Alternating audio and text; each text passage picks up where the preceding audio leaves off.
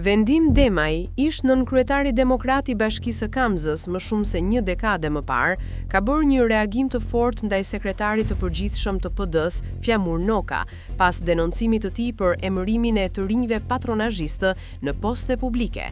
Noka i referohej emërimit të një 24 vjeçari si zëvendës drejtori i portit të Durrësit dhe propozimit të një 26 vjeçareje për ambasadore të Shqipërisë në Katar. Mirëpo ish nënkryetari demokrat i Kamzës, që tashmë është larguar në Kanada, risjell një dokument dhe thot se kur Flamur Noka ishte ministër i brendshëm, emëroi si drejtoresh një 22 vjeçare, pikërisht këngëtaren Greta Koçi. Sot analfabeti mallështor pas ka reaguar për emërimet e dy patronazhistëve adoleshent që regjimi pas ka emëruar në poste me shumë përgjegjësi, por ky pervers që i mendon shqiptarët trushpërlar siç është vetë, shkruan Vendim Demaj.